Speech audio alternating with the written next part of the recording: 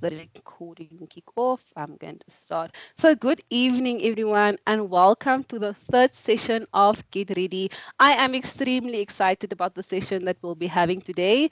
The topic that we'll be focusing on is finding your voice, and we have a extremely amazing speaker here today, a lady with the name of Mashlori. I hope I said the name right. I've been practicing the entire week. But I'll do a little bit of an introduction. But before I head over to her, just like a few ground rules. So for those that's maybe new to Microsoft Teams, this will be a very engaging session. So if you want to unmute yourself, you can either just raise your hand and then I'll be allocating it to you, Mahlori, during the session. And if you are maybe shy and you still want to engage, please do use the chat, as we know that we have different people, right? But hopefully after the session today, you will have the confidence to be able to speak up. So part of the topics that we're going to cover and the things that Mahlori will be going into will basically be mental conditioning, content mastery, delivery mastery by leveraging your built-in communication aids, and then conversation mastery. And then there's also a challenge, right? Remember, as I said before, with the sessions, the purpose of this is not just to come in and be activated and there you go. There will always be an action for you to take. And this is optional, but I hope you will be able to be part of this challenge. So I'm just going to quickly do a little bit of introduction before I hand it over to the amazing Mahlori. She is the CEO and founder of Speak Kingdom, and she will be sharing a little bit of more detail around her organization that she have. But I'm also just going to share a little bit of her achievements that she have been able to achieve throughout her journey, and her journey is also continuing. I know this week she's been extremely busy, and I'm excited for her journey as well. So when you mix a heart for social impact, a mind of solution, and a soul of public speaking, you get Mashlori. So Mashlori has been selected alongside 100 young leaders throughout the SADC region to participate in the Obama Young African Leaders Initiative. She's also one of 30 fellows to join the ASRI Future Leaders Fellowship Program. So this is definitely a future leader, and I do see a bright future for her ahead. She was also the president of the Golden Key International Honor Society for the University of Pretoria chapter, and she also obtained a certificate in public management for the UNISA School of Business Leadership. Matlori is an award-winning creative marketer skilled in strategy, integrated marketing communications, brand repositioning, and end-to-end campaign management. And at the very, very young age of 17, she won a national speaking contest. And there she basically ignited her passion for helping young people develop their speaking skills. So I am extremely excited about this session. As I mentioned before, public speaking, speaking in general, is something that is a lifelong skill that we all basically need to have in our life. And definitely after this session, I think all of us will be able to walk away with a lot that we have learned from. So I'm going to hand it over to Maslori. And if you have any questions throughout the session, I'll just navigate the chat section. So over to you, Maslori. Wow. That introduction, girl, I'm taking you everywhere. I am taking you everywhere. Thank you so much for the opportunity. I'm blessed to be one of the facilitators on this incredible platform that you've created. And I applaud you for creating this platform for young people where we can converse and just become better versions of ourselves. And with that said, I want to welcome everyone to the session and encourage you to be free as you can be, because this is going to be one of those sessions where the speaker is asking you questions and they want you to answer. And if you don't answer, they pick on you. All right. The title of my presentation today is called Finding Your Voice. Now, I want you to picture this. Imagine you are in primary school and you're a vibey, bubbly, charismatic young girl, and your school has chosen you to represent them at a national poetry festival. You've heard about all the kinds of talented young poets that will be gracing that stage. And you are also amongst the greats because your school has nominated you to perform. But for some or other reason, you've just got this anxiety. Will you make it? You've heard how great they are, how many awards, how much recognition they've received over the years, and then you just start getting heart palpitations. As the weeks progress and as you practice for this big competition, the anxiety also grows. And on the day of the presentation, you just crack. In the moment where you need to be on stage delivering your poem, you forget your words. You freeze. The adjudicators look at you dead in the eye. The hall is completely silent, and you just can't remember a single word that you've practiced. Ladies and gentlemen, that is my story of how I got the biggest anxiety attack at the age of 11 years old when I was still in primary school as a young pre speaker.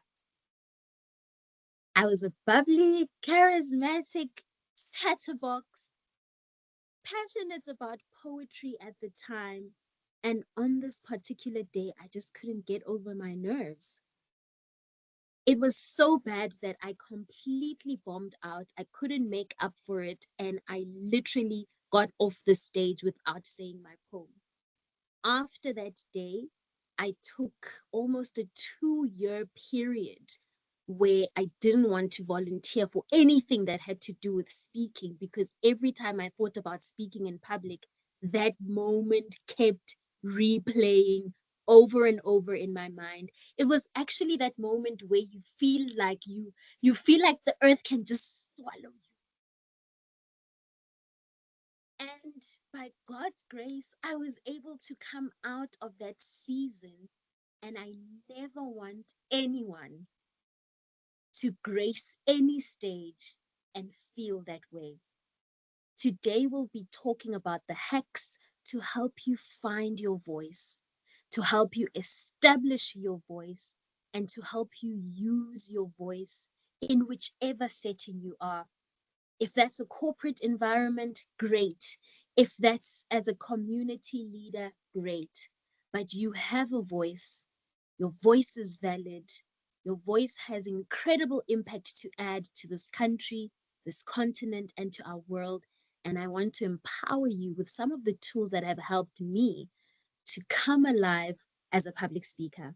As Whelan has introduced me, my name is Matlodi, the CEO of Speakingdom, and we're a Pan African Leadership Academy that focuses on public speaking. But we are specialists in championing social impact through communication.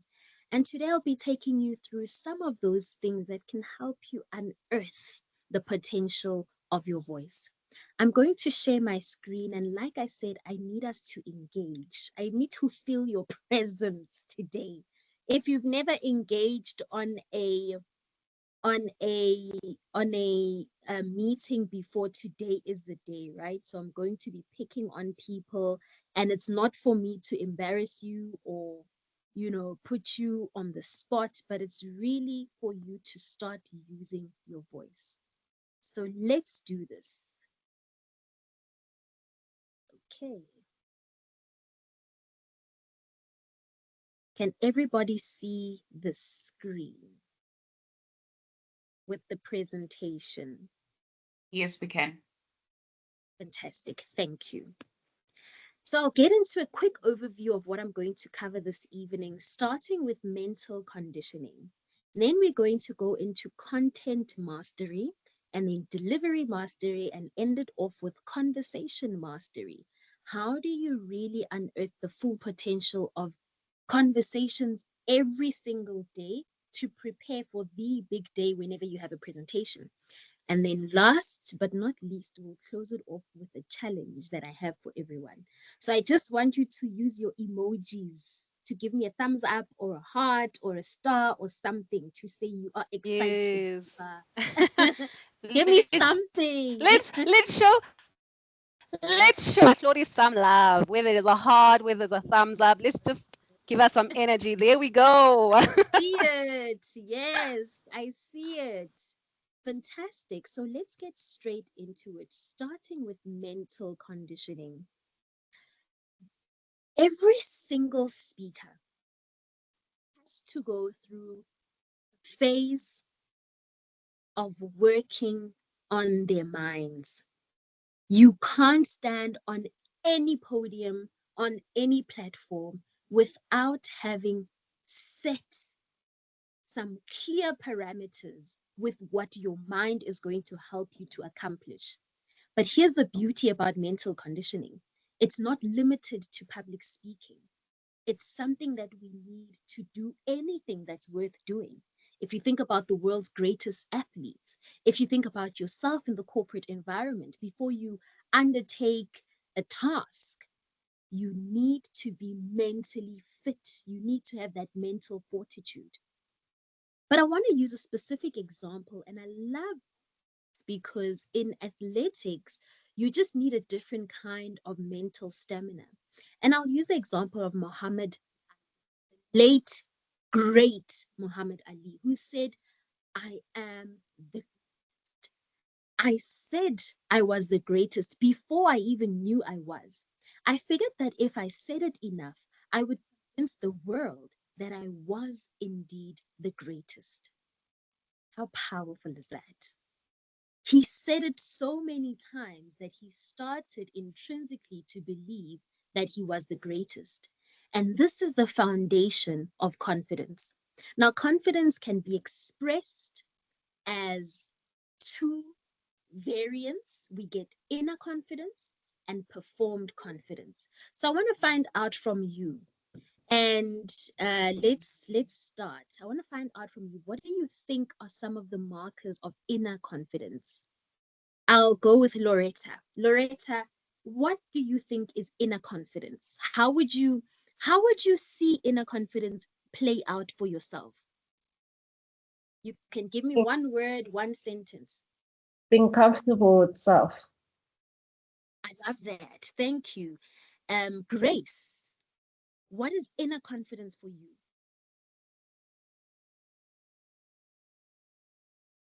Hi everyone. Um, so inner confidence, I think it is certainty. Mm, Yeah, yeah, certainty about what you're talking about, and that you've delivered it well. absolutely spot on. So, on top of what Grace and Loretta have said, definitely spot on. Inner confidence is within you. These are the things that you need to harness inside of you in order to have performed confidence. Now, performed confidence is what you're seeing me do right now. That finesse when I'm talking to you, the smile, money, the hair, the lipstick, the confidence to wear my outfit with pride, my hand gestures, my body language, the use of my voice. That is all performed. But anything that you do in life that is worth your time, that is worth doing, requires a deep sense of self. And that deep sense of self is established with your inner confidence. But there are things that challenge our inner confidence on a daily basis. And those things result in us having that imposter syndrome. For me, when I was a young girl, the one thing that really tainted my inner confidence was that moment that kept replaying, that I was called to do my poem. I froze. I didn't complete it. I went out of the hall crying, that anxiety almost. It affected me to a point where in the future, I just couldn't imagine a future where I can stand in front of people and do anything on the stage. as a result of that, I developed a fear of public speaking, a fear of standing in front of people, articulating my views, a fear of even small, intimate circles when people are speaking in a group of friends. I didn't have the confidence to do that. So I want you to ask yourself right now, what are the things that are clouding your confidence? Think about it. I'll give you 10 seconds. What are the things that are really stopping you from going out there, achieving your goals, breaking those barriers, speaking up in meetings? What are the things that are clouding your confidence? So let me give you examples of some of the top line things that are typical confidence clouds. Typically, self-criticism, the critique that we give to ourselves with no real mirror of honesty. Oh, I'm so fat, especially as ladies. I don't know if we have gents in the room today, but ladies are our worst self-critics. I'm so this, I'm so that. That's a big barrier to your confidence. Failure, setbacks, and rejection. If you've experienced these in subsequent flow, where there's no real feedback to help you to grow or to overcome the failure, it results in a deep confidence knock. Environmental factors. Maybe, for example, you've experienced some abuse, physical or emotional abuse. Somebody's constantly speaking down at you, emotionally tormenting you, that berating remarks. That can cause a knock to your confidence. Comparison. If you compare yourself to others, but here's one that I find really interesting: judgment of others. Do you know that if you are guilty of judging other people, so say for example, Whelan comes to work and she's wearing, she looks good because I know Whelan always looks good. And I judge her. I'm like, oh, look at Whelan, like I just have those snide, nasty remarks to say about Whelan. Guess what's going to happen whenever I walk into any boardroom? I'm already projecting the thoughts that I always have of other people on myself. So if I'm always looking at other people with that negative eye is always the lens that I view myself as. It's perceived judgment because it's not true. Maybe people are just looking at you for the sake of looking at you. But now because you're used to judging them, you're like, yo, they're probably looking at my dress, like they're probably laughing at me. The judgment of others is actually the largest contributor to lack of confidence, but also unresolved trauma. If you faced something as a young person or even recently in your life that you haven't had help to ventilate or to really heal from, it can knock your confidence. So you really need to start talking about some of those things that have affected you. Maybe it's when you were growing up, you were always told how ugly you were or how fat you were. I'm just using these as examples. I don't mean to trigger anyone, but those can deeply affect your confidence. And then last but not least, unclear goals. So if you're not sure about your future and you're constantly navigating life with this deep uncertainty of who you are, where you're going, it causes a lack of confidence, because when you look at everyone else around you, it's like they've got it all figured out and I don't. That causes a lack of confidence. So I just want to hear some feedback around the room. What do you think? Can you relate to some of these? Do they touch something in you? You don't have to say much, just like give me some feedback. Does this make sense? Sia, Bonolo, let me know. What do you think about these confidence clouds? Yeah, for me it makes sense because most of the time I self-criticize myself. So it's something that I'm actually working on. And yeah. I'm glad. I'm so glad. Sia? For me, it also makes sense because all these factors that you've raised are sometimes factors you know, especially even in the workplace, in a meeting or something, I want to voice something out, and then these things come to mind, and then you find yourself, reserving and then not actually expressing yourself.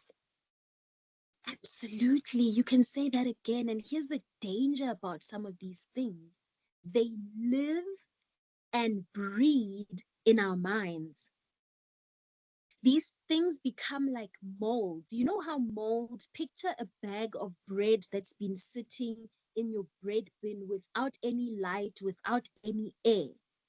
And let's say you went on holiday and you forgot about this bread. It's in that bag. It's not ventilated. The mold is going to grow until it consumes every piece of bread, every slice of bread in that packet. That's exactly what these confidence clouds are doing. When you don't talk about your trauma, when you don't talk about the way that you criticize yourself, if you don't ventilate it to a friend, share it with someone and say, you know what, Whelan, I just want to break this cycle of negative self talk. Help me out, girl. If I'm at work and you hear me say something negative, stop me. If you don't ventilate this negative thing, it continues to breed. And before you know it, the minute you are called up to do something great, the first thing that your mind is going to bring to the surface is all of these things that are breeding and manifesting in your mind because that's what you've been meditating on. But the purpose of today is not to dwell on these confidence clouds, but it's to really unearth the full potential of our inner confidence by tackling these three things.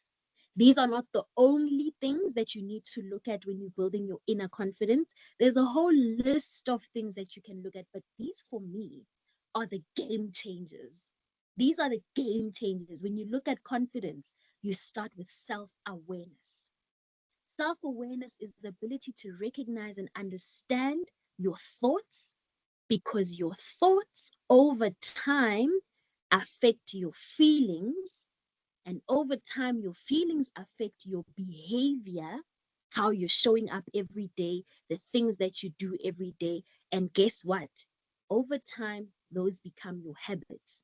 And here's the scary thing about habits, if they go unchecked for so long, they become your personality. This is actually the formation of one's identity. The scariest thing about forming an identity is it's so easy. All you need to do is meditate on something long enough. Start with a thought. Oh, I am so this, I am so that. Over time, it affects how you feel. Over time, oh, I'll give a simple example. Oh, I'm so fat. I'm not even made for the gym. Like I'm just not those gym people. I just don't do gym. Guess what's going to happen? When you need to eat right, a plate of food is presented to you. The first thing that comes to your mind, I'm not a gym person anyway, so why do I need to eat right? If a friend invites you, let's go for a walk, you're like, I'm just not a gym person. What's going to happen? You fall into the habit of self deprecating behaviors. Over time, you are habitually this person that is not showing up for anything that has to do with health and wellness. Over time, what becomes of your identity? I really need us to be self aware. Awareness is that recognition of yourself, the things that you think about, the things that you meditate on. And then self acceptance. This is the practice of embracing and valuing yourself for who you are without undue criticism or unrealistic expectations. And now, don't get me wrong. I'm not saying just because you accept yourself, you are saying, because there are people that are like, I'm like this, take it or leave it. You know, in relationships, those people, you get the stubborn ones that never want to change. This is who I am, take it or leave it. That's not self acceptance. Self acceptance is this is who I've been, it's how I've been showing up in the past. I really want to change, but for now, it's who I am. And I accept myself this way because every version of yourself is worthy of love. Every version of yourself is worthy of your self respect. True self acceptance comes from acknowledging those things. But the best form of self acceptance is when you start to elevate the things about yourself that you are proud of. So I want everyone right now in the chat to write one thing, just one, each person, all 17 of us, one thing that you are proud of about yourself, something that is true about you right now. What are you proud of about yourself? Don't overthink it. That thing that came to mind, write it. I'll write mine. Um, Yeah, I'll also write mine. And quick question, right? Is it weird that we have to think about it? Not at all, because that Hmm. means you're you're you're going through what is called normally testing. So sometimes you think about something and then you're like, am I really proud of this? Like Mm. maybe I wasn't consistent. Like I'm currently proud of my fitness goals because I've really been consistent. You But have definitely. but it can happen that in a season of my life, I'm so busy and I'm not able to work out. And then, but maybe I had a full streak, like a full 1 month streak of working out consistently. And then I have a week where I'm not working out at all. Then I'm like, ish, but am I really like a fit person if I haven't Mm. been? So it's okay to think about it. I see someone has raised the hand. I'm not sure if it is a reaction or is it a mistake. But I think also sometimes for those that maybe still typing in, maybe why it's also maybe something that we think about is because we tend to forget to actually acknowledge when we actually proud of like moments, taking moments of actually just sitting still and telling yourself that you're actually proud of yourself for doing ABC. I tend to even forget to do that myself. So now that you have asked that question, I had to be like, what am I actually proud of? I've actually like there is a lot, but because you just go, you every day you go, you push, and you tend to stop, like not have that moments to stop and realize, just to actually acknowledge and tell yourself that I'm actually proud that I've been able to wake up early in the morning and wake up and read. Because for example, one of my stuff that I said for this year, I want to read, and I've been doing really bad, but at least once a week I've had progress. So I'll type that in as that is I'm proud of reading a little bit more. I'm so glad that you mentioned this, and this is the purpose of this exercise. The reason we're doing this is to bring to our present conscious the things that are actually working for our good, because we are so brilliant at highlighting and amplifying all the things that we're not good at. That by the time year end comes, and it's coming, guys, have you ever felt that dread in the pit of your stomach where it's almost like the 31st of December and you're trying to reflect on the year? And it's like, yo, a lot happened this year. My boyfriend dumped me. I didn't complete my degree. I this, I that. And everything that comes to the surface is all the New Year's resolutions that you didn't achieve. I want everyone to be intentional from today onwards with documenting the things that they are good at. Every single day, take stock. Take stock of the things that you are proud of. If you want to make this a habit, then do it at the end of each week on a Sunday before bed, 7 p.m. Just take a moment to reflect. It doesn't have to take you long, 10 minutes, and say, what really worked in my favor this year? You can take it a step further. At work, I want to encourage this, especially for young people that are in the workplace. Whenever you are in any project and you have any significant contribution to the project, I want you to start documenting that. Put it on a video, and you're more than welcome to contact me after the session to find out how exactly to go about this. But what I used to do at the end of each successful project, I would actually sit in front of my camera and record a 5-minute video of a post project analysis and my role in that project. And then I would ask a colleague or a superior to give me a recommendation based on my performance in that task. guess what it did for me and for my self-confidence? Every time I was about to apply for a new role or for a new opportunity, I got that imposter syndrome like, oh, I don't think I'm good enough for this role, or I can't speak at that conference because I'm not on their level. But I went back to my archives and all my videos are there. I've got the proof, the evidence, my portfolio of evidence with 5-minute videos showing, girl, you've done this. You've spoken there. You've achieved these goals. So I want everyone to be intentional about recording the things that they are proud of. And this is going to be a massive confidence boost. You will feel it. I'm telling you, at the end of each week, when you start highlighting, this is what I did. I said I was going to achieve these things on my task list. I've done them. You'll see the change. So in the interest of time, I see some people are typing and I'm really, really grateful for the engagement. Let's continue the conversation. But here's one that I really want us to focus on, and it's self-affirmation.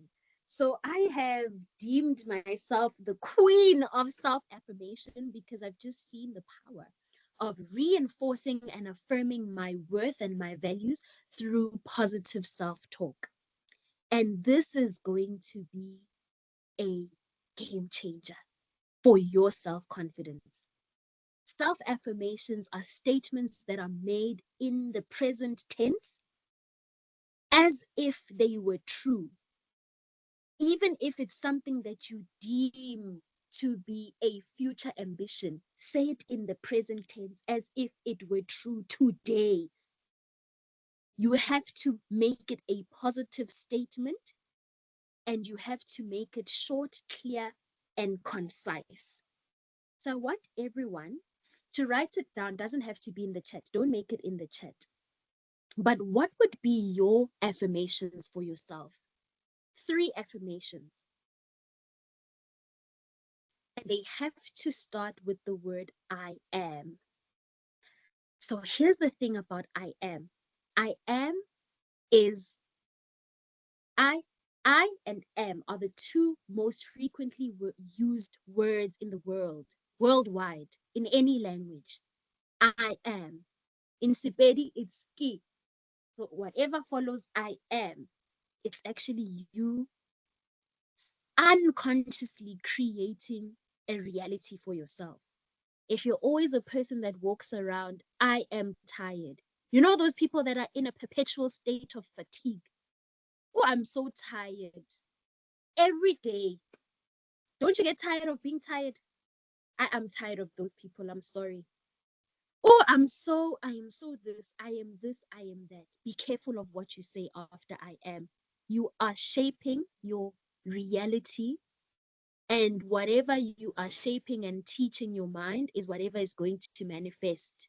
The next time you are given a platform and someone says, please come and address us, you've always been feeding yourself, I am tired, I am weak, I am lazy, I am a procrastinator, I am a this. Start to change that reality by reinforcing yourself positively. So I want you to write it down somewhere on a piece of paper. What are your affirmations today? My biggest one is I am bold. That is mine. I even wear my t-shirt. If I wake up and I feel like today I'm not having a good day, guess what I'm going to do, guys? I loved it for myself in winter because in winter you can always layer your outfits and wear multiple things. So I'll wear my I am bold t-shirt under my jersey because, honey, today I'm having the worst day ever, but I know deep down inside I am bold. Even after that proposal was rejected, I am bold. I am victorious and overcoming in every area and circumstance of my life. I am in my season. I am like the tree that is by the river. My leaves will not wither. I am bringing forth my fruit. I am powerful. I am brave. I am courageous. I am. So I want you to write down your 3 affirmations, all right? And then you'll share them with us at a later stage. Now, in the interest of time, I don't want to dwell too much on this section because there is a section that I want to spend a lot of time on. But let's move on to phase 2 of our presentation, which is content mastery. Now you've been called to present something at work and you need a framework that can help you to put together a presentation. This is a rough outline that you can use to have a solid presentation structure. One of the reasons why I'm not going to go into depth with this is because I also host a public speaking course titled How to Deliver a Killer Speech Without Dying, where we go into great detail with this information. So here I'm just giving you the top line things to think about whenever you've been asked to prepare a presentation. And this is called content mastery.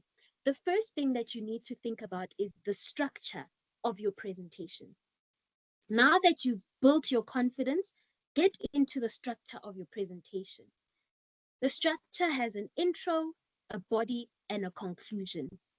All of those facets of your presentation have important aspects that you need to pay attention to. But I want to bring your attention specifically to the introduction, and for you to note that in the past, so a study was done by the Harvard School of Business Communication that showed that in the past, people would take up to 30 seconds to form an impression. But that, due to the infiltration of the digital era and how rapidly digital migration has just infiltrated our society, our attention spans have dwindled so much so that it takes a person only 7 seconds to make an impression of you, or to have an impression of you. So when you stand in front of an audience, in 7 seconds, people have already decided whether you are worthy of their attention or not. So there are certain things that you can do within 7 seconds to grab their attention. There's a hook that you need to have to quickly hook them in and then make them believe.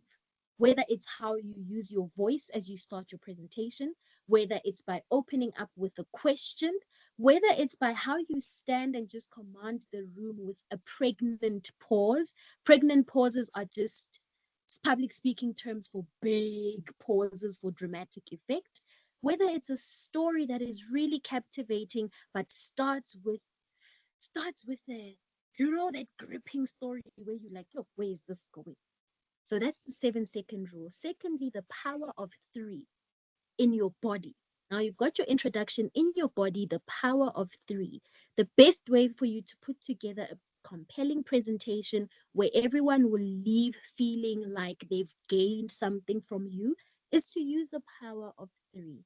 Our minds are made to capture and retain information in bits and pieces of three, simply because three is just a magical number. We've got the three when we were growing up, remember those nursery rhymes, the three whatever, three blind mice, three billy goats, Goldilocks and the three bears. Three is that number neurologically that our minds is able to retain information in. So what are the 3 points even in your presentation that you want people to walk away with? And then in your conclusion, always think about a call to action. So never leave your audience and say, thank you for attending my speech. Bye. A call to action in marketing terms is always the thing that you want people to do or to think or to feel. Do, think, feel. I'll give an example. You watch an ad and they're advertising Samsung and they say, go to your nearest Samsung store today. They've given you a do something, go there today and you'll get a quote. You're watching an ad about a perfume. It's going to make you feel something. They might not say go to the store and buy the perfume because it's a luxury purchase, but it will make you feel something. So that call to action must have certain words that are going to make people either want to get up and do something, or to feel something, or to think something. But that, if you are interested in that content, you've got my contact details via Whelan, and I can take you through that in more detail. So that's content mastery. Delivery mastery, I'm also going to run through this. I believe the slide is self-explanatory. This is also content that we cover in great depth with our course, but there are 4 things that are inbuilt inside of you that are called communication aids. Sometimes you're in a presentation and you don't have the luxury of having slides, a slideshow, a presentation deck. These are the things that are going to help you communicate better with your audience, right? And the first one is your eyes. So you always move your eyes, you use your gaze towards every member of your audience. You use your hand gestures to signal certain emotions that you're trying to evoke. Use your facial expressions to show the kind of emotion that you are speaking about.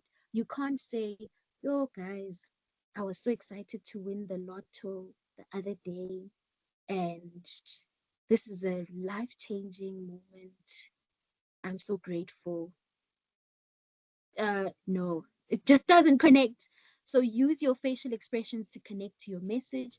And then lastly, your voice, your vocal intonation, your vocal modulation, how you pause, how fast your speed is, the tone of your voice to show certain or to evoke certain emotions, and at different parts of your speech will allow people to go on this journey with you. Like I said, this is also covered in great depth in our presentation course. What I really want to get into right now is conversation mastery. And this is really where you unlock the full potential of using your voice.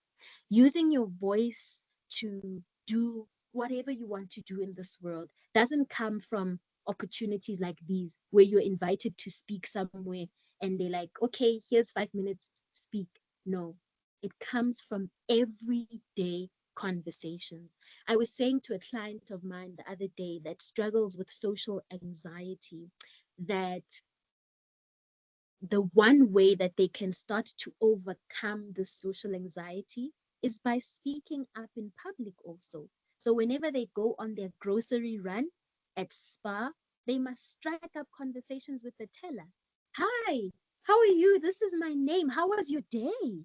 And then engage them in conversation. The best people to engage in conversation is security guards. Those people have stories for days and you can learn so much from them. So strike up conversations with people on a daily basis, and that will help you to become better at listening, because the greatest speakers are the greatest listeners. So these are 4 things that I really want us to focus on. The content that you consume. The content that you consume is ever so critical in your journey to using your voice. The content you consume on social media. So if you're used to consuming, I don't know, humorous content and whatever, and then all of a sudden you want to be a motivational speaker, but where's the motivational content? The books that you read, if you're not a reader, the podcasts that you listen to. Edify yourself with the content that is in line with the direction that you want to take your career. Conversations that you're having at the office, edify yourself with that content. And then active listening. Like I said, the best speakers in the world are the best listeners. Active listening is sitting and listening. Don't barge in and say, "Oh, that's what I thought," or "that happened to me, Chama." Hey, I man, just listen, just listen. And why listening has been so crucial in my journeys, because some of the best anecdotes and the stories that I now use in my speeches today are stories that were shared by other people, but I can only use them if I've listened to them. So we borrow, information and knowledge and wisdom from other people. So listen actively. But the two that I really want to focus on is speak. Speak more. Speak more. And this is it struck a chord with me when a young person once said to me that they are a graduate, part of a graduate program at an organization.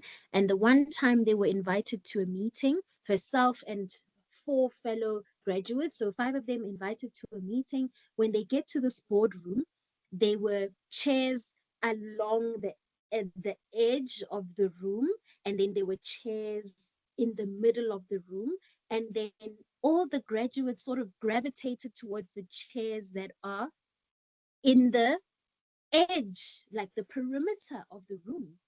And she asked them, like, why would you sit there if you've been invited to this meeting? If they invited you to the meeting, it means you have a say. If you are in the room, don't just be present.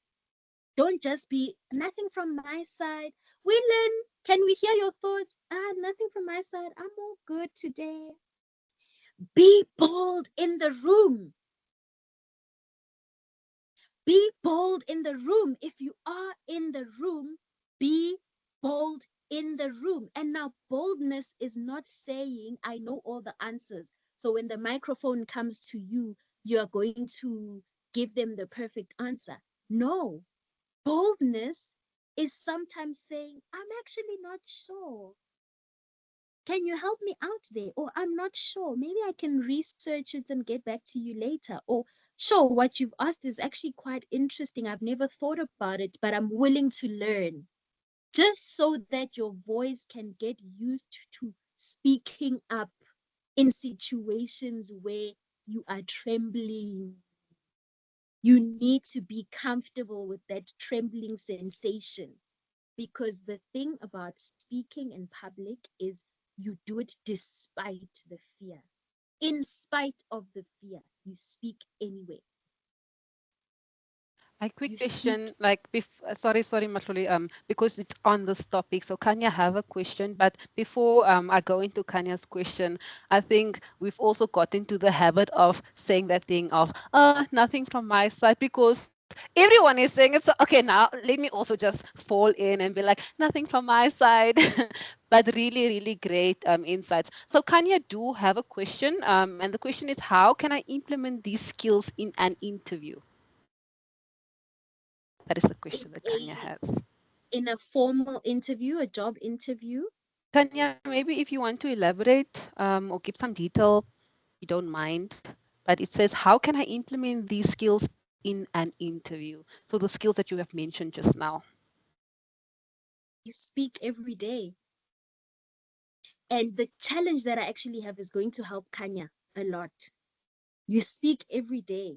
So the more you get yourself outside of your comfort zone, yes, okay, I hear you, Kanya. So the more you get yourself outside of that comfort zone of speaking at any given opportunity, the more your voice gets used to being used. And when opportunities come, it is no longer unfamiliar for you to speak, because we spend so much time consuming people speaking at us, that by the time we need to use our voices, we feel inadequate. It's worse if we are negative self-talkers and we've got confidence clouds, then our minds are also not in the right place. And then at an interview, you expect to excel. So start by building your mental conditioning and then speak, like I'm saying. Everyday conversations. Walk up to the teller at Spar, at Pick and Pay. Hi, how are you? What's your name? If it's not on the name tag, what's your name? My name is. How was your day? This is how my day was. Oh, what was the best? What was your highlight of your day? This was the highlight of my day. Guys, it sounds like a time consuming exercise, but it's actually not. It won't even take 10 minutes out of your very busy schedule to every day. Imagine if you did that every day. How much would you get outside of your comfort zone just by practicing to have everyday conversations with everyday people? What that is doing, it's almost like warming up your voice. Singers have a ritual of warming up the voice before singing. That for you will be your ritual, warming up your voice, warming up your confidence, warming up your chutzpah. Sometimes you just need that krach, man. That krach, like I just need a little bit of power, a little bit of eskom. I wanna say something, but ish ndioyika. I'm scared. But the more you talk, I promise you, I will not lie. It is tried and tested. The more you do it, the easier and more natural it becomes. So I want everyone to speak up more. But more importantly, and this is where I want to land for today, is know who you. If anything, this is what I want everyone to walk out with in this session. From today, I want everyone to come out or prepare rather after the session with prepare their own purpose statement. What is a purpose statement? Companies use purpose statements. You know, when you wherever you work, your workplace has a purpose statement. Just go to your company's website. You will see it very clearly. It's going to be the purpose statement. They'll tell you their vision and their mission. Why don't you have a purpose statement for your life? What is your purpose statement? What is the value of a purpose statement? The value is now every time you have serious conversations like interviews, formal interviews, and they ask you, so tell us about yourself, you're gonna pull that purpose statement and say, I am da da da da da da da da da da da da da. Here's my purpose statement. Plain and simple. I am a girl with a heart for social impact. I am driven by a mind for solutions, underpinned by a soul for public speaking. Simple. That's who I am. Notice something. I didn't use my role. I didn't say I'm the CEO of whoever. No, because those are transitional things that are changing. They are seasonal. But in whatever season I am in, I will always have a heart for social impact. Wherever I end up, I will always have a mind for solutions. Even at home, they know I'm that person. I'm that person who gets into trouble with my husband for giving people money. Like, yo, love, I gave someone money. He's like, ah. That's just who I am. Wherever I am, I have solutions. And wherever I am, I speak. I need everyone to develop something similar for themselves. Don't use your title. Your title is transitional. You're not going to be that forever. It's your title is actually in the passageway of where you are going. So think about your life as this big conference room. And on your way to the conference room, you have to walk certain passages to get to the conference room. You are currently in the passage. And every time someone asks you, so tell me about yourself, you always define yourself by the role that you occupy. That is transitional, it will change. What happens if the economy goes bust and your job retrenches? Now you lose your identity because you lost your role. You need to be rooted in something. And that something is your purpose statement. So your purpose statement focuses on 6 key things: your core values, passions and interests, skills and strengths, your future vision, your community impact that you want to make. Because, like it or not, whether you believe in making an impact in community in some way or another, we are all making some kind of impact in community. Whether community is your home environment or your street where you live, your neighborhood, or your town, your city, or your country, or the world, we are all communal beings. And lastly, it needs to be clear and so concise that anyone can wake you up any time of the day and you need to be able to recite it. So I'm more than happy to help anyone that wants to craft their own purpose statement that's going to help them to find their voice. But the last thing I'm leaving you with is this challenge. I want you to establish your voice by creating a 1-minute video on a topic of your choice that you will share on LinkedIn in the next week. It doesn't have to be LinkedIn, because LinkedIn can be scary if you've never done it before. It can be on your WhatsApp. But this is in the spirit of cultivating the habit of just talking. That habit of just opening up your camera and saying something about something. Maybe you've been thinking about something. You know, we all have those thoughts, and you're like, I wonder if anyone else has those thoughts. Or something's happening at work, and then you have an opinion, like a strong opinion, but you never share it with anyone. How else are you going to learn how to use your voice if you never actually use it? So, the best way that you can cultivate this habit is by going on camera. Don't overthink it. 1 minute and just shoot from the hip. Don't research, don't read, don't do anything. Shoot from the hip and speak, and then watch your video, play it back to yourself, and then do that. If you do that on a weekly basis, starting today, by December, you'll be dangerous. You will be so dangerous when we walk and we're like, "Heaven, this person is articulating themselves," because they've just gotten into the habit of using their voices. So, do we have a deal? Give me a thumbs up if we're Yes, we going to do. Well, do it. I will raise my hand, but I see a lot of thumbs up as well. All right. And with that said, that's the end of my presentation. Are there any questions? Any questions from the crowd? I think, like, before any questions, I think we need to just show some love to Mahlodi. You have done an absolutely amazing, like, show some love, whether it's applaud, like standing ovation even. I think this was this was an exceptional session. For myself, I have to literally think about a lot small things that you mentioned, like just acknowledging the things that you're proud of, as an example. I didn't even, and that wasn't even a challenge, but that is for me the number one challenge as an example. But I think you have shed so much light, and a lot of things that we need to think about, but a lot of things we can practice into, and putting it into action, literally.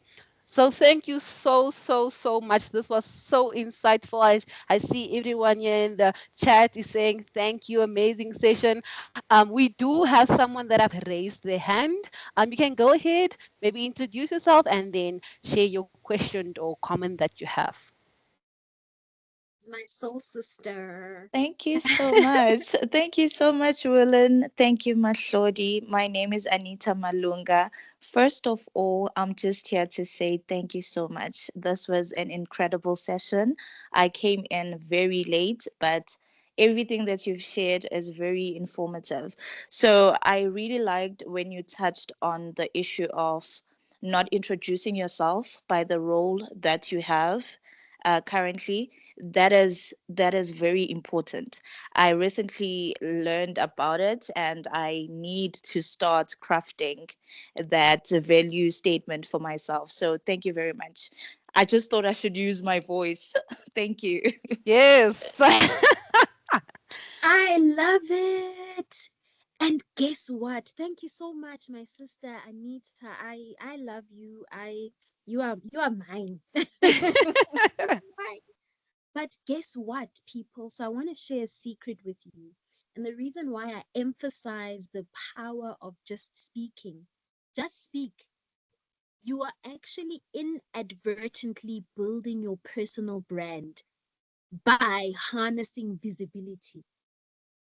I did that so well to a point where um when I was still employed, my CEO of an entire JSE listed company requested to have my personal number so that he can personally ask me questions whenever he had issues with marketing. Me personally. And here's why this is significant. It's significant because I was not his direct report. I reported to someone. The someone I reported to the chief marketing officer. But the CEO contacted me to be like, girl, I've been seeing your reports, your questions. like you are just visible and you seem to know a lot. I trust your opinion. At some point, the most shocking thing happened in my career ever, where he called me and he had just had a radio interview and he was like, I want to post this on social media. What should I say? You are the expert. I was like, huh? Mm. You are the CEO. Like, what do you mean? And then, he would test with me to say, what do you think about the tone of voice? I don't want to come across as too serious, but not too playful. He trusted my judgment so much because I had been the visible person. When I don't agree with something in a meeting, I'm not going to keep quiet. I, people, your fear is no longer serving you. Your insecurities are no longer serving you. That shut mouth is no longer serving you. You need to get out there and use your voice, even if it's just to say, I'm not sure. That I'm not sure is showing somebody who could be your destiny helper to say, here's a young person who's not sure. Let's help bring them up. Then they say, because you're not sure, let's pair you up with a mentor. Next thing you know, they call Barack Obama and they say, here's a young person who's just not sure. Barack, help them. Hey, please speak. But thank you so much. My mom has raised her hand. I'm not sure if she's making a mistake, but you can go ahead and unmute yourself. I love I'm it. not sure if she's raising her hand. Oh, Hello, Hi, yes. hello, mommy. hello, hello. I just want to say thank you. I learn a lot. I'm especially actually Afrikaans, but I would want to ask you. Sometimes when I'm from a lot of people, I've got a lot of confidence. But after I'm speaking, then my nerves and I think, oh, did I speak right? And I don't know, and I'm not myself after that. What's that? It's a natural human response. That Okay. and thank you so much, Ma. You know what you're doing, it's a big blessing. Whelan, you're so blessed. Ma, can I be honest with you that I still have that response after, like now, after the session, I'm gonna think, yo, what did I say? Ish, was I too much? What I should have added this. I should. That response is simply telling you that number one, whatever you spoke about was deeply meaningful to you to the point that you want to reflect. And number two, it's providing yourself feedback so that you can do better next time, provided the opportunity will be there, and provided whatever you said didn't burn the bridge. There are certain conversations, it's not that deep. Like, don't overthink it to the point where it depresses you, unless you really said something that maybe hurt someone's feelings, of which you can still go back and say, you know what, I said something earlier on, I'm not sure how it landed with you. Can I just check, are we okay? But if they're okay, then be okay to move on. And if you are not happy with your own delivery, then introspect. Why are you not okay? Is there something that was missing from your delivery? Is it how you said it? Is it the energy with which you said it? And then just prepare yourself to do better in the future. But it's a natural response. Don't worry about it, Ma. Thank you, Ma. But yet again, I think we can just give a last round of emotion, whether it is hearts, whether it's like applaud. Like, you are an absolutely phenomenal woman. And as I said already before, you have a bright future ahead. And I want to thank you for your time that you have given, and also for the preparation that you did for the session as well. So thank you from the bottom of my heart. And thanks to each and every one also for your engagement in the session. As I mentioned, these sessions happen every month, right? And this is such a special session because it's also Women's Month. So happy Women's Month to every woman in here. I know we're in the last week basically, but I think Mahlodi, you have given us the confidence to end it off on a good note. But thank you so much. The session will be recorded. What I've also done is I've added the details of speaking them the site as well as the business card image in the chat. So please do reach out. I'm definitely going to make use of the services that speaking them has, and you have gotten basically a taste of what a session can be. So just imagine you having a one-on-one with Mahlodi. So whether it's from a career perspective, whether it is from a personal branding perspective, I think this is someone that you definitely want to keep close to you. But thank you so much, everyone. Have a great evening further. I'll stop the recording. Matlodi, there's someone that did ask if we can have the presentation as well. I'm not sure about that, but maybe you can just comment on that. Is it fine? You'll share it with me? Yes, Okay, awesome. absolutely. Yeah. Thank you so much.